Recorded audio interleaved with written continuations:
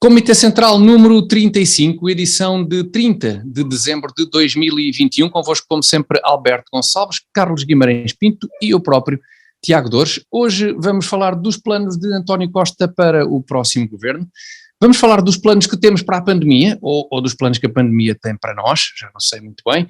Vamos falar no Camarada da Semana de um indivíduo que adora grandes planos e na sessão de esclarecimento vamos tentar perceber se a União Europeia tem planos para transformar a Europa na nova União Soviética. Alberto, Carlos, vamos fechar o ano em beleza? Ou vamos mesmo fazer o Comitê Central? O que é que... O Comitê Central. Se calhar já que estamos aqui reunidos fazemos o Comitê Central. Carlos, entusiasmado com os planos de António Costa para o próximo governo? Partilhas do entusiasmo do Alberto? Opa, eu começo a duvidar se o António Costa tem mesmo planos para formar governo ou se está a fazer os possíveis para não ter que formar governo, já está farto daquilo, quer perder as eleições. Já me roubou o argumento, pronto. Foi isso. Pronto. Então foi um gosto, foi o último programa do ano. Ter falado primeiro. Janeiro. A culpa foi tu, Alberto.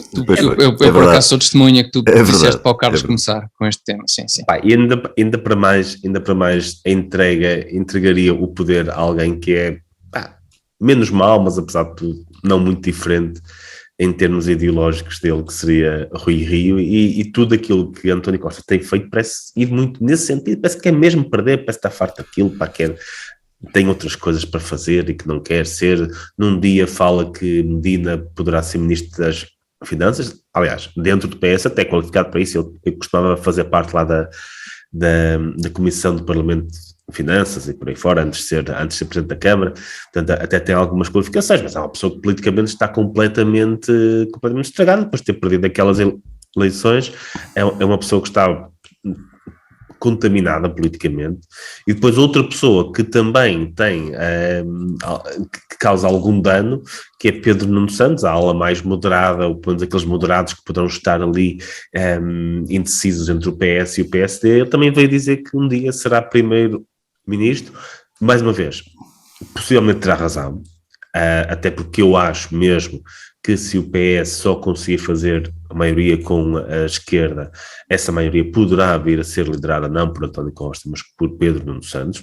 Nada obriga que seja António Costa o próximo primeiro-ministro se o governo for do PS, nada na lei obriga isso, e o PS tem rompido com muitas destas, pelo menos uma das grandes tradições que nós tínhamos, que era o partido mais votado, nomear primeiro-ministro. Não é obrigatório que assim seja, e em 2015 não foi assim.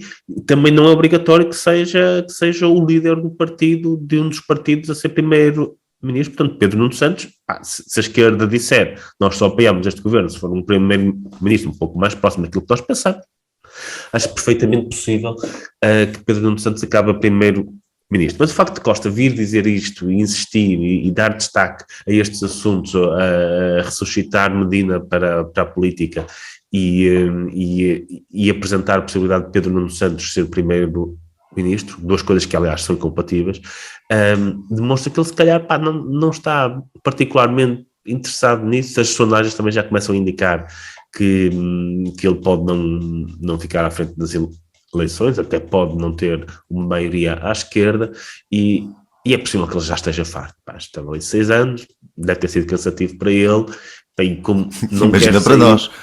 Pois, exatamente. Não quer dizer, estou farto disto, não quero aturar mais isto, prefere perder as eleições e sair da forma natural como saem os outros todos. Às vezes parece isso.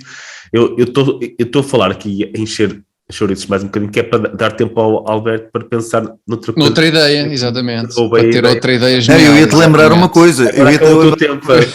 Aquilo que o Costa disse sobre a possibilidade de uma aliança com o Rio. Que é nenhuma, não é? É nenhuma.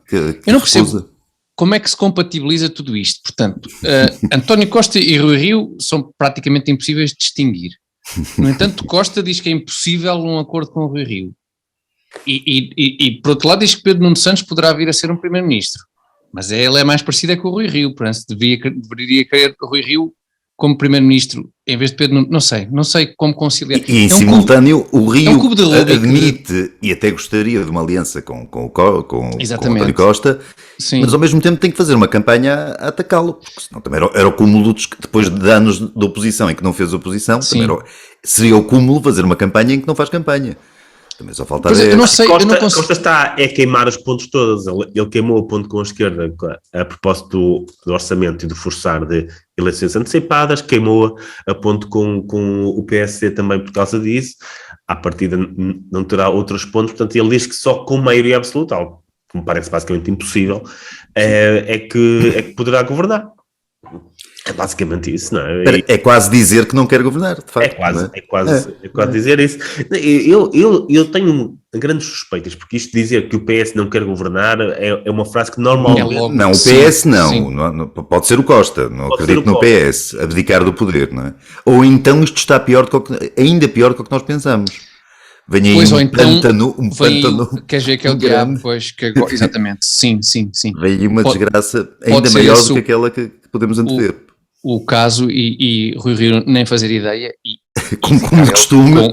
Exatamente, como é seu hábito, e perceber da pior maneira que as coisas estão um bocadinho pior ainda do que poderíamos imaginar. Nem se importa, não é? É possível que Rui Rio também, quem está fora de poder há muito tempo, a tentar há tanto tempo, é melhor ir numa situação muito complicada do que não ir. Claro, de certa forma, quanto pior, melhor, não é? Porque bem, mas isso é a posição clássica, tem sido a posição clássica da direita nas últimas décadas em Portugal, não é? É apanhar a situação de tal forma má que é impossível tornar-se pior ainda.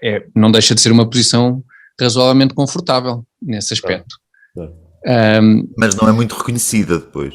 Pois não, normalmente depois acaba por não gerar muita empatia nem grande sucesso a médio e longo prazo do ponto de vista político. Mas pronto, é um cenário realmente complexo, eu não consigo fazer sentido dele. De uma coisa podemos ter a certeza, porque António Costa já garantiu, é que não vai ser Presidente da República. E como nós sabemos, garantir que não se vai ser Presidente da República é normalmente... meio caminho andado para ser candidato. Para ser certamente Presidente da República, portanto, em relação a esse ponto, estamos esclarecidos, em relação ao resto...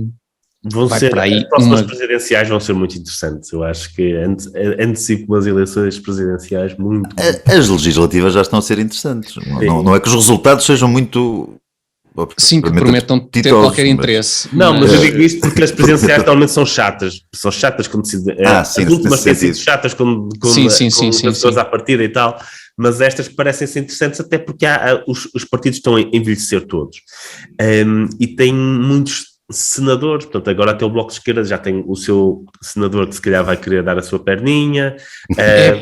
Isso era realmente interessante. Ter ali um Louçã, Costa, Portas e depois o PSD também adianta ali alguém, essa é uma coisa, Passos, Portas, Louçã e Costa, umas presidenciais ali à altura. Pois assim, uma coisa mesmo à séria, não é? Para já Costa não pede maioria absoluta, não é maioria absoluta, pede metade mais um, metade mais um, que é completamente diferente. Eu tinha ideias para esse mais um, para todos, não é? Para esse mais um vir de outros lados.